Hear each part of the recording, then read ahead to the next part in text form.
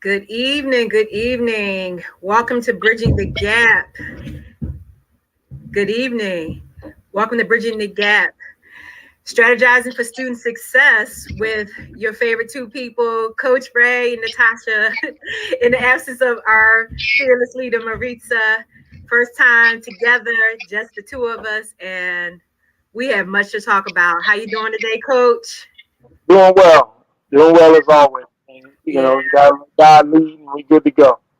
We are good to go. Definitely. Well, we know that our topic for the month of July is not hard to talk about, and that's stress management. And we're talking about our youth, and we're talking about this world when we talk about our youth. So definitely won't be hard to talk about it. Coach, we're coming off of a week that is filled with having a holiday in the middle of the week here, and so much happened. And I believe even in your area as well as mine. And we're talking about stress management and what life is probably doing with our not only our youth, but us as parents and leaders and mentors. So what's on your mind as we start talking about stress management when it comes to our bridging the gap? Whew, stress management is becoming something that I'll say that I'm becoming more familiar with the process of stress management. Mm-hmm. Uh, just being very real. Like managing your stress is very key. Yeah. It's something I didn't do before, Okay. to be honest. I just kind of would go and go and go and go. And Mm-hmm. you don't realize that you push your body to a breaking point because your mind is you're going so hard physically, Yeah. and you don't realize in the process of going so hard physically that mentally you're in overdrive Yeah. because your body's trying to balance. And so stress management is key because if you can't manage your stress, it's gonna be God gonna put you down. And I don't mean Yeah. that in the permanent sense. I mean in the sense, but he gonna be like, you need, all right, you need to lay down for a couple of days because you're going too hard. And Yeah. before you get to that point, it's about the mental part, starting to recognize what's stressing you out. Yeah. As adults, we don't want to remove what stresses us out. We want to kind of put band-aids on it, instead of removing it, and then we wonder why we continue to be stressed out and frustrated. We haven't removed the stress factor. Yeah. Definitely. And then you think about that, and here we are trying to teach the youth how to balance life, how to figure out problems, how to work through problems. But if they see these stressful adults trying to move, they're just going after what they're seeing. And we've found that, of course, that's exactly what youth do. They imitate us and they try to Mm-hmm. do like us in their own way. But this is a different world. And they have so many different factors now that if they don't handle that stress right, we see almost catastrophic problems happening in this world today because mental health, stress relief, you're either going to do them like you said, or they're going to be the undoing of you at this point. But Yeah. and here's the funny thing. So now we dive into stress factors in our young people, right? Right. Imagine you got this 15-year-old kid who has been involved in, for example, like I coach football, but let's just say this kid has been involved in sports since he was little. Hmm. He's had little to no downtime, right? And I've seen this happen: fall Right. season, winter tournaments, spring season, repeat. It's a rinse and repeat system with some of these kids out here with these parents and their kids. This kid has little to no Hmm. downtime. So now by the time the kid gets because the parents are in this mindset of comparing their kid to everyone else's and trying to push their kid to get what they see other kids getting. This kid has no downtime. He's in high school. And I'm saying this from experience from what I've seen. I'm not making this up. Oh yeah. In high school, he's going to school all day. So we're talking like 6.5 to 7 hours of school. He's going to practice, which is another 3 hours after school. Parents pick him up. Now he's got to go to his trainer. Hmm. He's got to go to cryotherapy. Nowhere in between that day is he doing anything to relax his mind. Right. And we see a lot of this in these kids, not even just our athletes, but even like you think about like our high academic kids. They studying school, they got after school, they got SCA, they got this going on, they got all academic, they in academic decathlons, debate teams, all these things, and then there's no point of where the parents are saying, hey, let's go take a day just to kind of breathe. So then you start seeing these kids kind of mentally tap out at certain points. Well, they're not being trained on how to manage their stress. So the only way they feel that they can, manage their stress is to push kids as they start doing drugs. Right. They start become overactive sexually. That's their release. Right. I'm not sitting here saying it's okay, but I'm saying that as somebody who works closely with young people, I understand when the snap happens. And this is their way of dealing with it because nobody's. I've had a lot of kids come to me and say, nobody's listening to me. Right.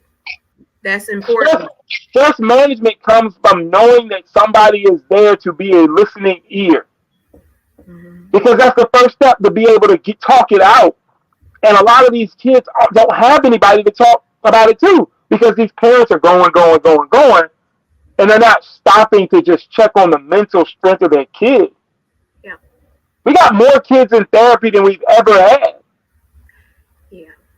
They don't realize that when we're saying stress management, we're talking about the fact of not to manage how high it gets, but how we can make it come back down and make it stay down. Right. Make it stabilize. So stressing also means de-stressing. That's what we need to have a foundation and a balance of. Because again, are we, even as adults, as parents, as leaders, teachers, coaches, anyone that's taking care of a young person, like you said, are we listening to them? Are we hearing? We're seeing the problems with the bullying, which has always unfortunately been a problem, but now it's another whole level. But you can't turn it off. Right. And I was having this conversation with a young person at the church that I'm at. Mm-hmm. You can't turn it off. My youth group, we were talking about this on Sunday. Yeah. You can't turn off bullying. Because when we were growing up, you might have got bullied in school, but when you went home, it's non-existent. Right. Now, it's in their hand. Internet. It's 6.5 hours. They probably getting joked in school. They get, picked on in school. Right. And not saying that it's okay there because it should be handled there. But then when they go home, now it's on social media. Now what you got joked about in school is on somebody's IG page or it's on Snapchat. It's in the inboxing you. It's in the friendship group chat. So they can't turn it off. So not only has the therapy for students risen, so has the suicide rate. Exactly. And then we're talking about, think about this. Look at the last few years of all of our lives. One of the most profound things that I've actually been seeing in repeat, and I'm going to say it was probably TD Jakes, but I remember that he started playing it when the pandemic started, and he started talking about this is the time to teach your young people that these are the days that are trying not only of our faith, but our everyday, our daily becomes almost a laughable Groundhog Day where the day just repeats. But think about all of our young people that bad day is the day that's repeating over and over again. Yeah. So because they don't. Let's rewind a little bit. Right. All right. We've all dealt with stress. Yeah. As we let's be real, as adults, but let's think back to when we were kids. We were stressed out at home as well as school. Mm-hmm. As well as, home was a stressful thing because back then there wasn't the opportunity as a child to be able to speak your piece as much as it is now. Yes. So we were stressed on another level because we weren't allowed to speak our piece or have an opinion. So our stress level went through the roof because I'm just trying to tell you that they don't want to hear it. Right. So if you were wrong, you shut your mouth. It was what it was. So we had another level of stress growing up because we honestly had nobody to talk to. other than our friends. The difference now is that there are people who can, some people who work in buildings who could be a listening ear. Mm-hmm. Like my room, I have an open door policy. I do in school suspension at the school, but I have an open door policy. You ain't got to be in trouble to come to my room. How about You that? don't. I'd rather you come talk to me about something that's stressing you out now than for you to have to talk to me because you got in trouble. So I've had kids come down to me, hey coach, can I just come sit in here because right now I'm upset and I feel like I'm about to fight. All right, come on, let's chop it up. Come Let's on. figure out how we can get you from making this dumb decision that's gonna get you kicked out of school. I'd rather give them the green light for that than to wait for them to do something, act out of stress and frustration, and now it's me saying, okay, well now we gotta hope you don't get expelled. You know what I'm saying? So we didn't have that, and I try to be that. I try to be what I needed in school.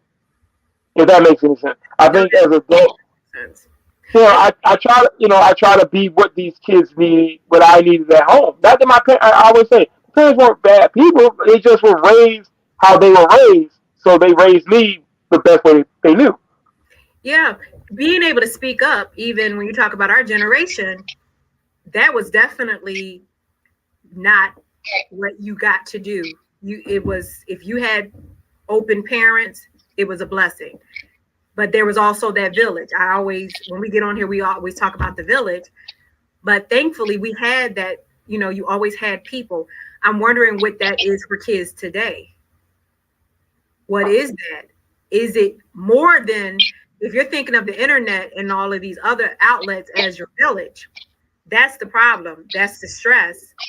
We were always taught that we could speak up. I think, in a way we've all kind of said that about each other, but we know that's not what everyone has and what everyone gets. So what's the solution? Is there a solution, or is it just almost always communicating, always being that open door for our students, especially?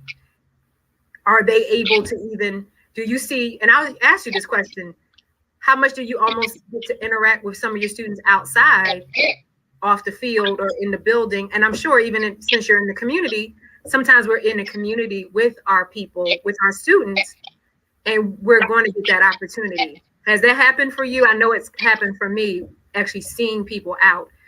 Is that something that you revel in, or can that be something that you can always handle in a good way if they come up to you during your personal time? Yeah, I'm always open.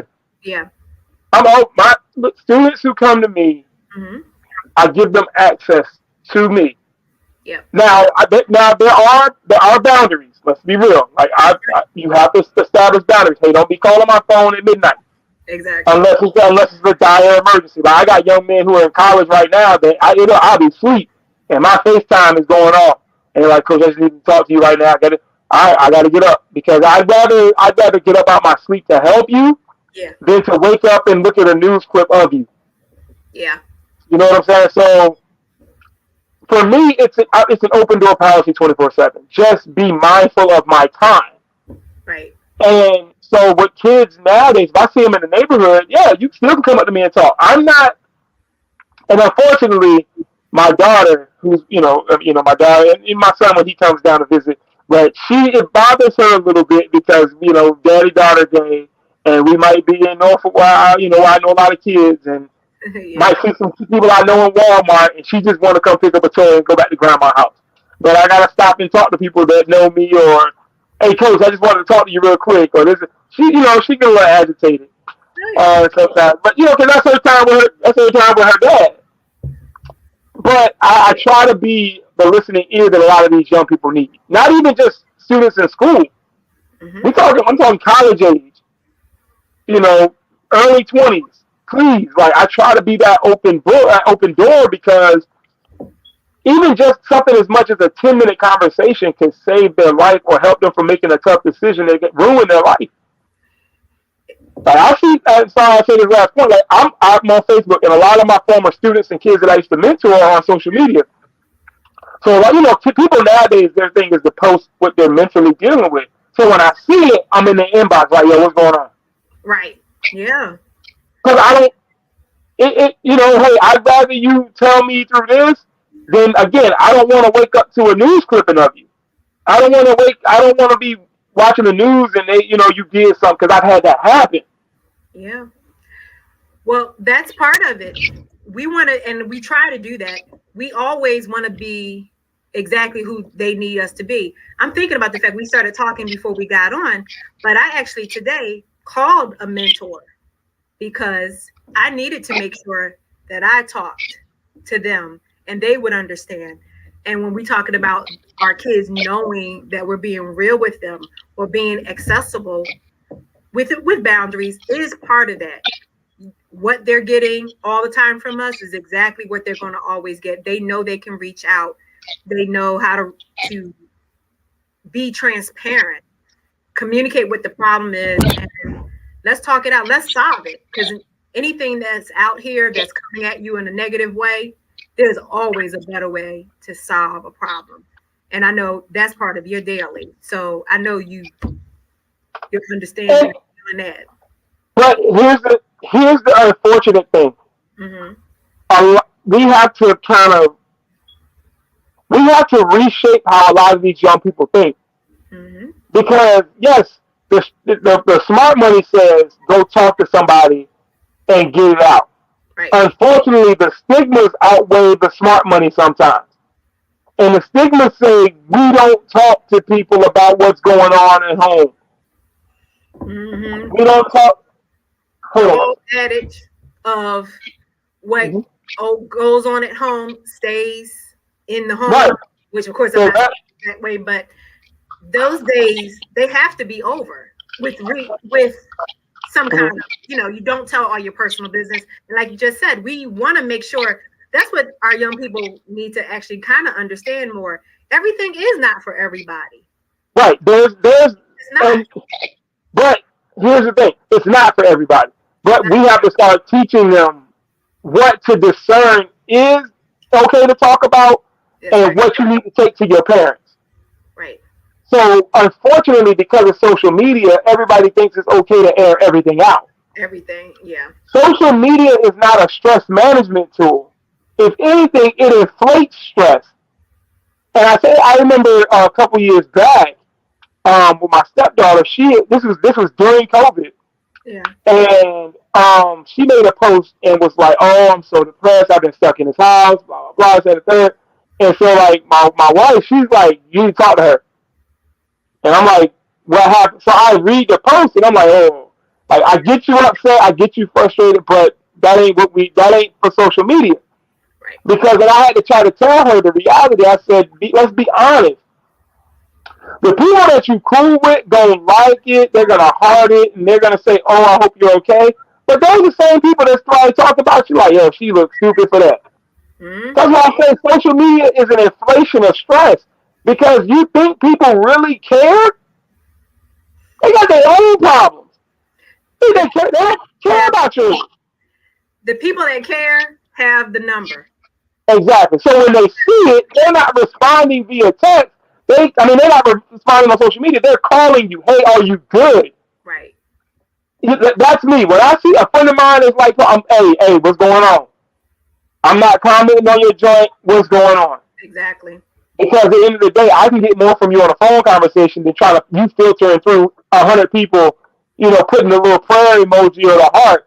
Most of the people, I'm a little harsh when I say it. People don't care.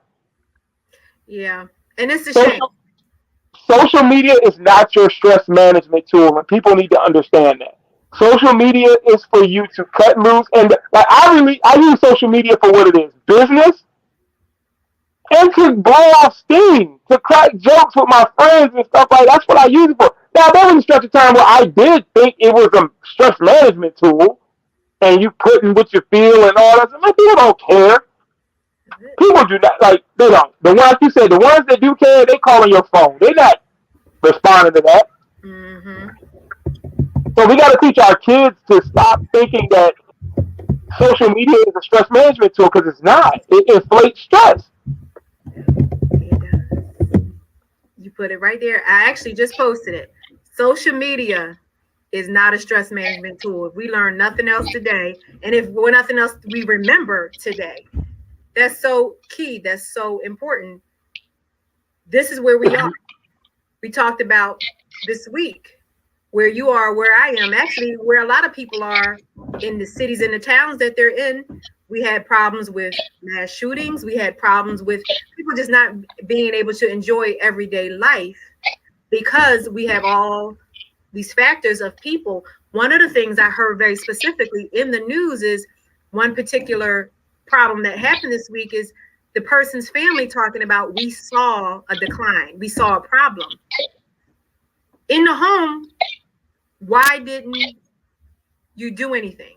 You have to do something. You can't let, and this is us parents, adults, you have to be that, because once it does get outside your home, no one should be able to have to go outside and hurt other people because they can't deal with their stress. And it goes outside the home. It goes outside the home because right, they allowed the door to be shut by the kid, and that was well, they going in their room. right. So it filtered out the home because you didn't invade the privacy. Let's let's be real in this situation. We might not have liked it growing up, but because our parents they invaded our privacy and they were in our business, they were able to get the jump on stuff before it actually exploded. So what happens is a lot of parents now, as long as the kid ain't bothering them, they ain't worried about it. So you see your kid, Doc, I don't care what nobody tell you. You know what's different about your kid. You do. You know it. My daughter is 8. I know when something's off. I know it. When my son is here out from Pennsylvania, I know when something's wrong. I don't need him to do anything catastrophic. I don't need my daughter to do anything major for me to realize, oh, something's wrong. Yeah. I can tell by their personality. Yeah. Because my daughter is one of the most bubbly 8-year-olds you'll ever meet. Exactly. When she's in the back seat of the car and her head is down and she's not talking, what's wrong? Yeah. I'm not giving you time to process it alone. So what happens is these kids are going through stuff, but they're trying to process it on their own. Yeah. And their parents are leaving them on their own, trying to process how do you leave a kid to process emotional content when you haven't taught them how to process their emotions? Right. And they have to see you do it. You have to talk it out, not dump on them, but you have to talk it out. I've had a hard day. Did you have a hard day too? Let's talk. Maybe we can make each other feel. We can make some sense. And again, not to dump them, but let them know that communication is the key to all of that. And it's not that hard. It's not hard. It's a choice you have to make to say, okay, I need to not be watching social media. I need to not be talking to people that are unemployed right now. I need to make sure my kid is good. You got to sacrifice a little bit of yourself to find out what's going on with your kid. Yeah. It's not that hard. I get it. I get it. Everybody's in this do me mentality right now. I get it. But if you got children, the way the state of this world is going right now, you need to have your thumb on that pulse of your kid, and not just your kid. See, because we've lost the ability to allow others to impart wisdom in our kids. Right. We've lost the village mentality, which is what we were groomed in. Right. We were groomed in the village mentality. Being afraid for another adult to tell on you. Now, kids are daring other adults. You better not. You better, no, it's the parents. You better not say that to my kid. You can't say, no, I'm going to. I'm going to say something. I tell parents all the time, this is what you get with me. If you want your kid to become, and again, the version of me that I am now is all God's doing. It has nothing to do with me as an individual. It is what God said you have to become in order to help these kids. Exactly. So for me, it's one of those situations where I tell parents all the time, like, you ain't gonna like what I say all the time, but if it's gonna make your kid better, it is what it is. Exactly.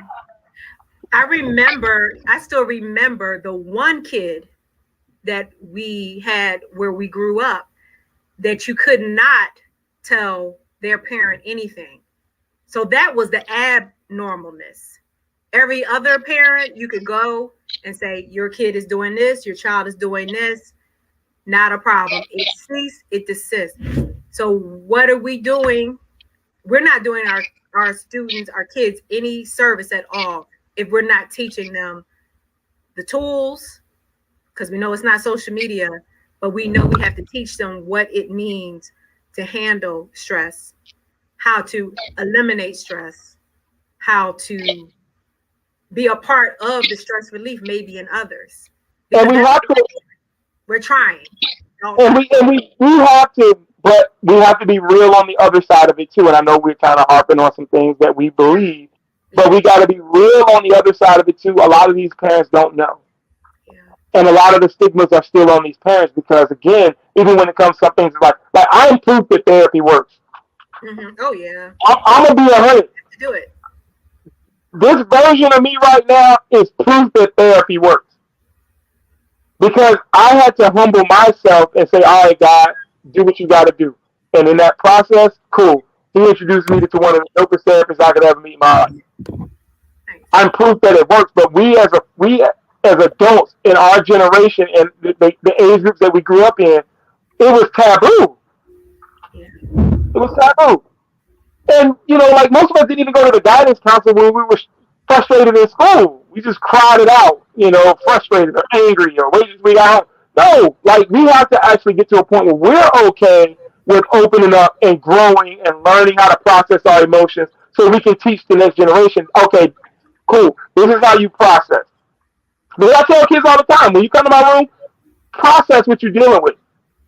That's what this space is for. If you're angry, bro, as long as you don't break nothing, you can flip a desk over for all I care.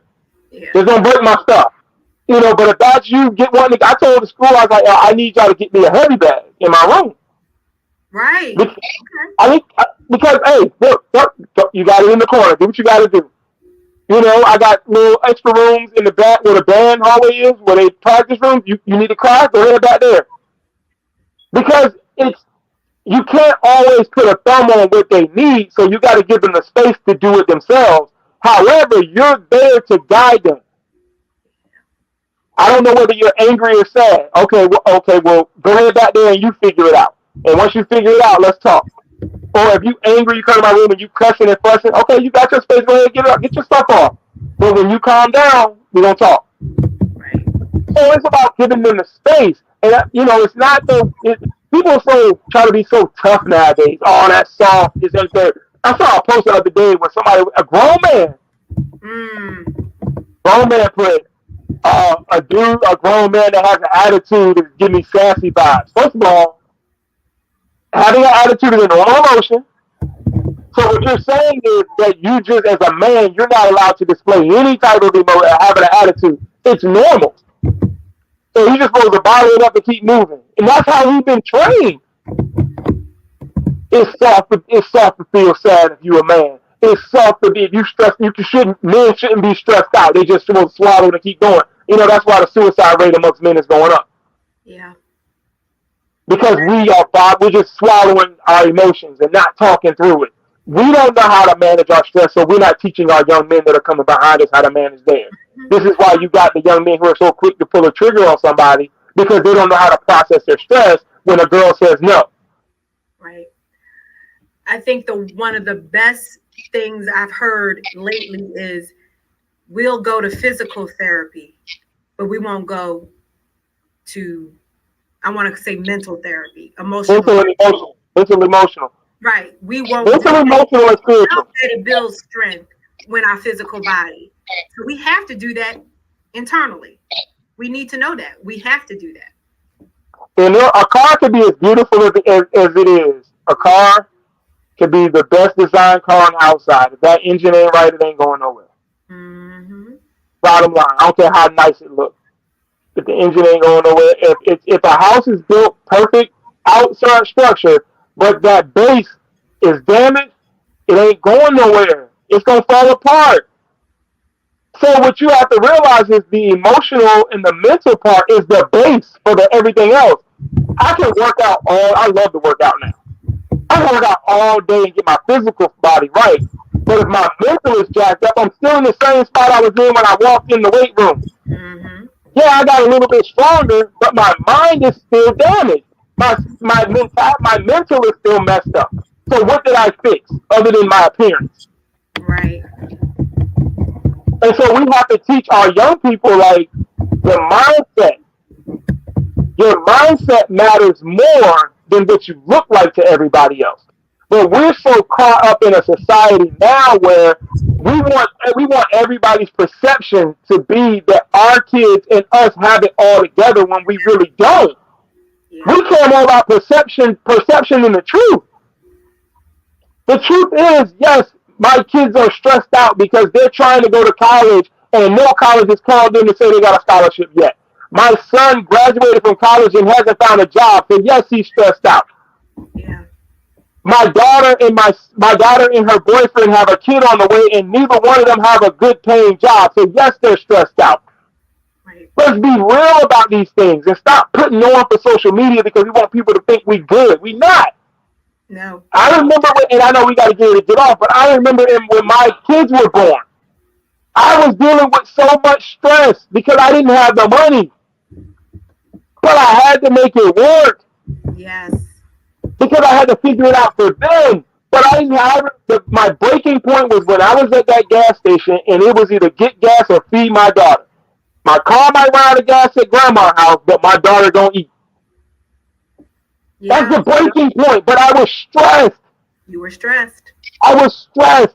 At 27, I had a stroke because I was stressed out. Because I cared more about my students and trying to push them to be great than taking care of myself. And when it got to a point where my body was breaking down, God put me in the hospital because I was stressed and I wasn't dealing with stress management well. Exactly. No, but it's great. That's what we're here. That's what we're going to talk about. So, Coach, think about it this way. We're going to wrap up. So we're going to kind of give a homework assignment, and I'm putting it in for people to see it. We're talking about communication.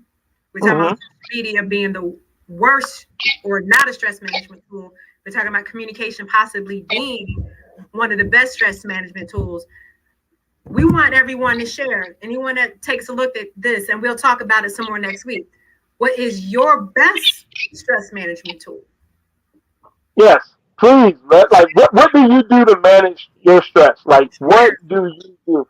I've been very honest. I know there's only people who watch it. I go to therapy every other Monday. I go to therapy. I play my mental release when I get home. I watch some mindless, funny show. Yeah, it's nothing like laughter. Definitely on the top five. Because and those are my stress things. Those are how I deal with stress. And so we have to get to a point where we're honest about our stress management. What do you do to manage your stress besides front? Exactly. That's all I'm gonna say. Stop fronting. Let's work on managing our stress. Yeah. Well, we are inviting everyone to share that with us because guess what? If you share it, it might be something that someone else is doing. Mm-hmm. It could be what Coach is saying, going to therapy. It could be even something as simple as listening to music, praying, just having some quiet time, taking a walk. If you're not doing something very specific where you may be going to see someone else, is it finding that person that is there, that is almost always willing to listen because they can, and that's who they are. So they're gonna meet us where we are, and they're ready to go to the rest of the way with us to eliminate, de-escalate that stress. So right. Closing thoughts, Coach. You already said one of the best things, social media is not I think I'm going to put that in my mind because I love that. I love that. So what else? What other words of wisdom are we going to end up with here before we go out? Understand this before we leave out. Yeah. Your stress relief is your responsibility. Your stress management is your responsibility. If you are not capable of managing your stress, then find someone to help you figure out how. Yeah. And if you are too arrogant to do so, don't blame the world because you can't. So because you're going through what you're going through, don't point the finger. Look at yourself and say, what do you need and who do you need to let go of so that your stress can balance out? Notice what I said. What do you need and who do you need to let go of Come on. so your stress level can go down? Because it's about balance. And some people are in our lives to remove balance. Figure out who they are, Right. figure out why they're there, and cut the cord. Y'all be blessed. So, youth, parents, adults, everyone, hear that. What do you need to let go of to not have this stress? It is just maybe that simple. So, I ain't gonna lie. I tell some of my athletes, like some of them girls y'all dating is a stress factor. yeah, yeah. Yeah. High maintenance people, think about it. And if you are a high maintenance person, think about it No. because we don't want to do that. We don't want to be that person. So, Woo, all right now. we we leave you with these words of wisdom, and we want you to share what is your best stress management tool. And we look forward to talking to you about it next week. And we're gonna look in and see what people tell us because we think you're gonna bless someone when you share that with us. So until next week, thanks for joining us this day. Continue to be blessed. And what do we say, Coach? We're out. Yeah. Y'all be blessed. God be blessed.